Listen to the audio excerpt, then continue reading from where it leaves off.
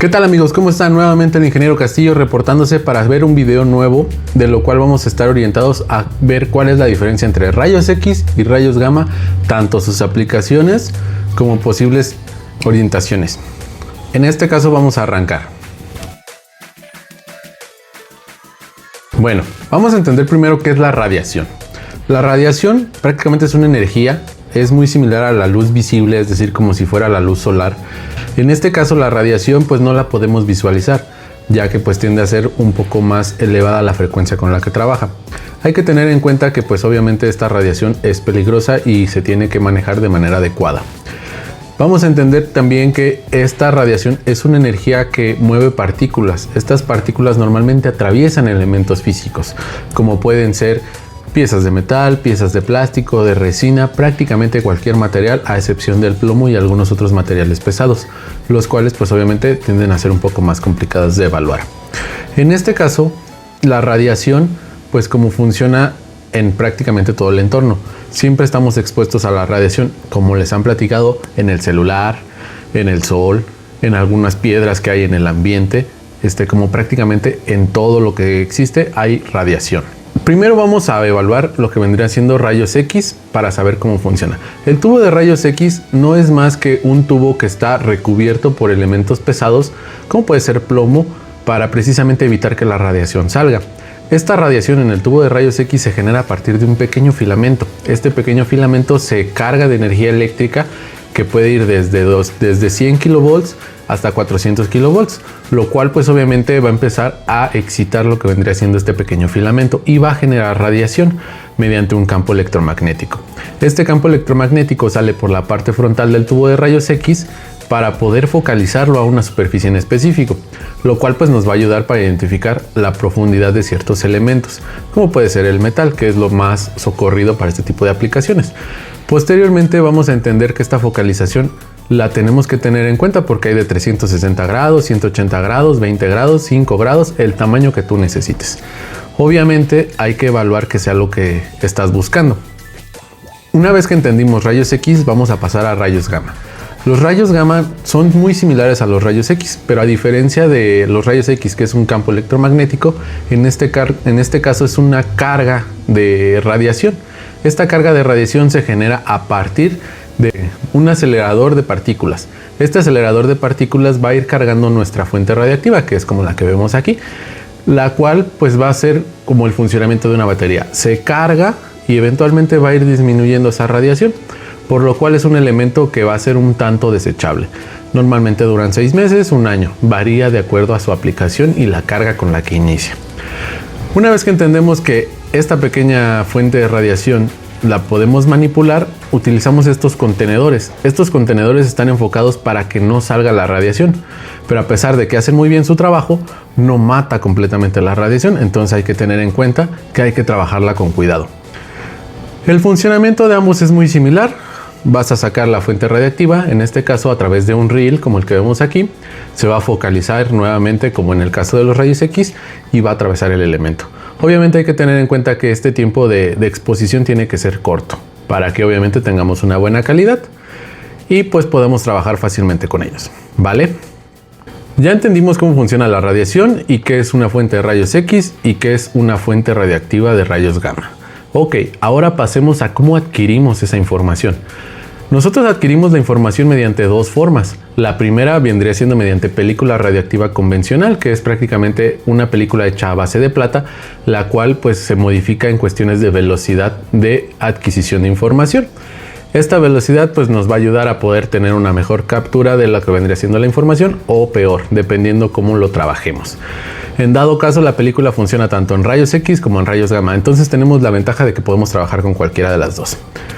Posteriormente tenemos lo que vendría siendo la segunda opción. En la segunda opción tenemos los que son los detectores digitales. Funcionan muy similar a lo que es la película radiactiva, pero en lugar de tomar la información y dejarla plasmada en una película, pasa la información de manera digital a la computadora y la podemos manipular. ¿Para qué la vamos a manipular? Para modificar contraste y brillo, lo cual pues nos va a ayudar a identificar más si existen otro tipo de elementos que nos están afectando. Entonces hay que ver más o menos cuál sería nuestra aplicación ideal. Para esto hay que tener en cuenta cuál es nuestro objetivo. Una vez que entendimos cómo funciona el tubo de rayos X, la fuente radiactiva y en este caso cómo adquirimos la información, veamos cuáles serían las normas de seguridad.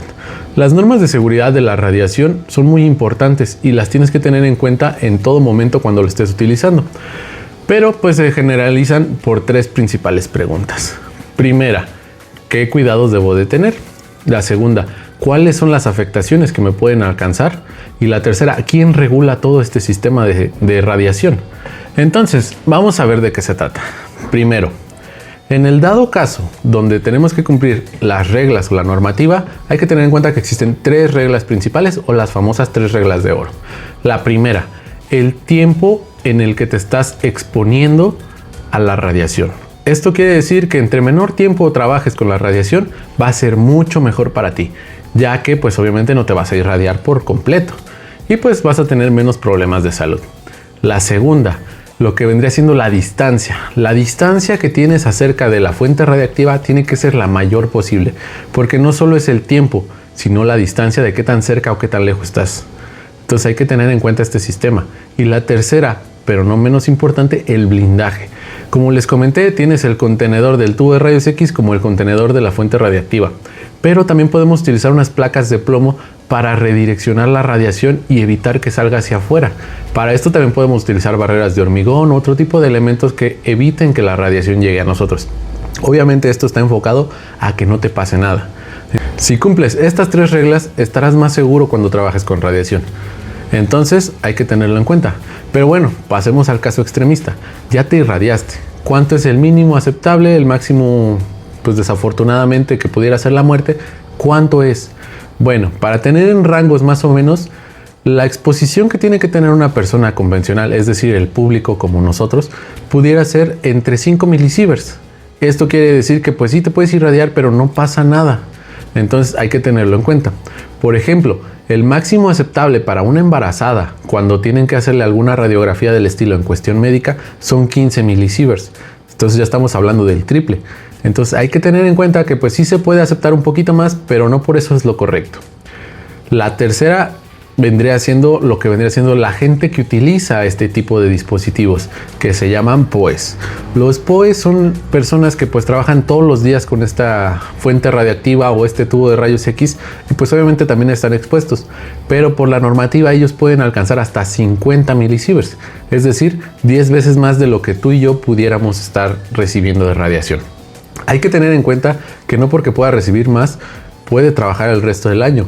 Toda esta radiación que les llega va a tener que ser desechada por tu cuerpo y esto tarda aproximadamente 1 año. Entonces tienes 1 año como POE para cargar esos 50 milisieverts y empezar a degradarlos.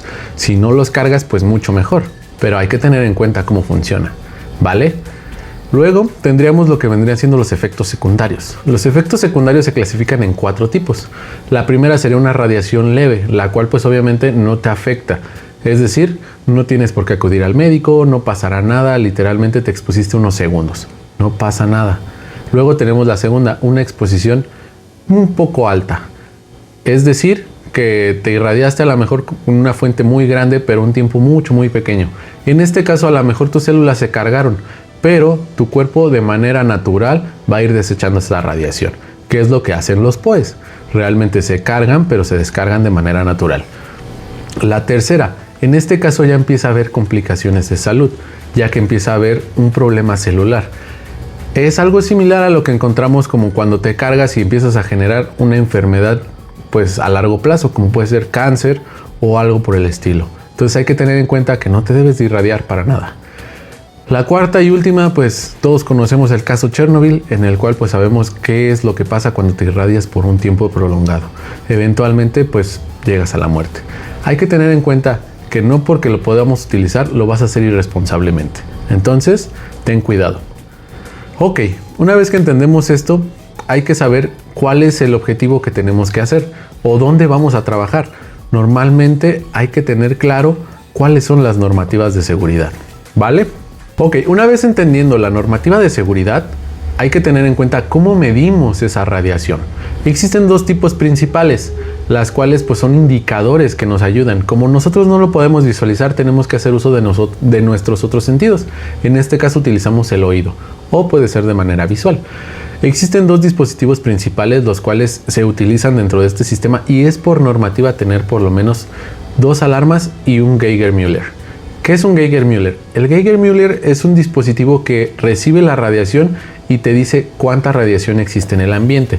Obviamente este es un pequeño dispositivo que no llega a una escala muy alta, entonces tiene un límite. Normalmente lo utilizamos para identificar, por ejemplo, que en el contenedor de la fuente radiactiva no se esté escapando la radiación, porque debe de ser mínima la salida.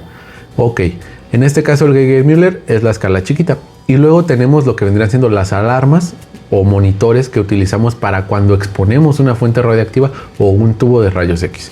Son estas pequeñas alarmas las cuales mediante un sistema sonoro empiezan a sonar cuando está la radiación muy elevada.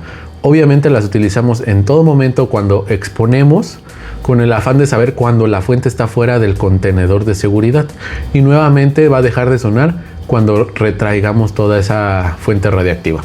Hay que tener en cuenta que cubriendo esas dos opciones vamos a estar conscientes completamente cuándo está fuera y cuándo está dentro, o cuándo está funcionando el tubo de rayos X y cuándo no está funcionando el tubo de rayos X. Hay que tener mucho cuidado con este sistema porque esto es lo que te puede salvar la vida. Por último, hay un tercero que está más enfocado a medir la cantidad de carga radiactiva que tiene tu cuerpo. Son estas pequeñas marcas las cuales empiezan a absorber la radiación conforme tú estás expuesto. Tú la tienes que traer en todo momento cuando trabajes con radiación para saber al final del mes con cuánta radiación te cargaste. Obviamente estas son personales e intransferibles. Hay que tener en cuenta que todo está monitorizado bajo la norma y pues no lo puedes brincar. Bueno, pasemos a la tercera y última pregunta, la cual sería ¿quién rige todo este sistema de radiación en México? En este caso utilizamos una comisión que se llama Comisión Nacional de Seguridad Nuclear y Salvaguardia. Esta comisión se encarga prácticamente de regular todo lo que vendría siendo importación, exportación, desechos y compra de todas estas fuentes radiactivas como tubos de rayos X. Obviamente ellos también se van a encargar de definir el espacio de trabajo donde lo vas a tener almacenado y cada cuándo lo puedes y no puedes utilizar, ¿vale? Esta comisión es muy importante, les dejo el link para que vayan a la página y si quieren saber un poquito más del tema, se metan a la página y encuentren toda la normativa que existe de este tema. Bueno, por último, ya conocimos lo que vendría siendo un tubo de rayos X y una fuente de rayos gamma. ¿Cuáles son las aplicaciones? Literalmente hasta donde tú quieras. En aplicación puedes alcanzar a ver piezas metálicas como puede ser partes de un coche que están soldadas. Puedes ver si hay discontinuidades internas. Esas discontinuidades internas están enfocadas a ver si hay porosidades, si hay microfracturas, si existe cualquier elemento que comprometa la estructura física de la pieza que necesitas. Es decir, que se rompa. Entonces, si ya entendimos que lo podemos aplicar en metales, pues lo podemos utilizar en elementos, por ejemplo, plásticos. En un elemento encapsulado, como puede ser, no sé, un retrovisor, por ejemplo, que realmente pues necesitas ver el funcionamiento mecánico interno, pero no tienes forma de saberlo hasta que lo rompas o lo abras, pues puedes hacer uso de estos elementos para ver qué hay del otro lado. Por último, vamos a entender que las aplicaciones no tienen límite y si quieres ver algo, lo vas a poder ver con este tipo de herramientas, ¿vale? Bueno, ya cerrando por el video, les quiero platicar un poquito de lo que es tomografía. Posteriormente tendrá un video específico enfocado a lo que es, para que sepan más o menos cuáles son los alcances. La tomografía es la unión de lo que vendría siendo rayos X con el escaneo 3D. Si ya vieron los videos anteriores de escaneo 3D van a entender un poco mejor de cómo esto funciona. Es decir, en el escáner 3D lo que hacemos es la superficie de lo que es nuestro elemento físico lo podemos dimensionar o le podemos dar alguna modificación física para con el afán de posteriormente meterlo a medición o en ingeniería inversa. La tomografía es eso, pero por partes internas. Esto quiere decir que si tú juntas el escaneo y los rayos X, vas a obtener la tomografía. La tomografía pues te va a dejar medir partes internas, te va a dejar ver pues lo que vendría siendo tolerancias geométricas, como puede ser dimensionamiento lineal, ángulos, radios, diámetros, profundidades de barreno, prácticamente todo lo que normalmente no podemos dimensionar y esperamos que quede bien dentro de nuestro proceso productivo, lo vas a poder hacer con tomografía. Es el futuro, es lo que nos va a dejar saber el 100% de la estructura física. En este caso no nada más te va a dejar dimensionar la parte interna, también vas a encontrar las discontinuidades, como puede ser en un monobloc. Por ejemplo, pensemos en un vehículo. El monobloc nosotros lo hacemos mediante vaciado de aluminio o de acero, dependiendo del material del que esté hecho. Pero nunca sabemos si existen burbujas de aire internas que puedan comprometer la estructura física. Es más, no sabemos si las venas de refrigeración del monobloc están funcionando al 100%. Aquí es donde entra el tomógrafo. El tomógrafo va a tomar el 100% del monobloc y vamos a alcanzar a ver todas esas venas que no estén obstruidas, que no le estén afectando y que el caudal que debería de llevar el líquido refrigerante vaya al 100%. Además de eso, si tienes porosidades a la hora de hacer el vaciado del aluminio, vamos a poder ver. Estas porosidades se generan por burbujas de aire que se quedan incrustadas dentro del vaciado del elemento. Entonces, si tienes eso y aparte tienes una pared, digamos, muy delgada y existe una microfractura por presión a la hora de hacer el testing, pues lo vas a poder identificar fácilmente y esta aplicación te va a dejar ver cómo cambiar el proceso productivo o en dado caso modificar la pieza física. La tomografía tiene un alcance muy grande, por lo que les comento, yo considero que es el futuro de la medición y el futuro de lo que vendría siendo nuestros alcances como metrólogos o control de calidad. Entonces tengan muy en cuenta cuál va a ser su alcance y cuál va a ser su objetivo, porque el tomógrafo los puede solucionar muchas cosas. Muy bien amigos, ya que entendimos cuál es el objetivo del video y ya vimos todos los temas referenciados a rayos X, rayos gamma y tomografía, les comento, yo me dedico aparte de distribuir estos productos y estos servicios. En dado caso, si necesitan un servicio de rayos X, de rayos gamma o de tomografía, con gusto envíenme un correo. Con mucho gusto los estaremos atendiendo y en dado caso los invito también a que le den like, se suscriban y compartan para que esta información llegue a más gente.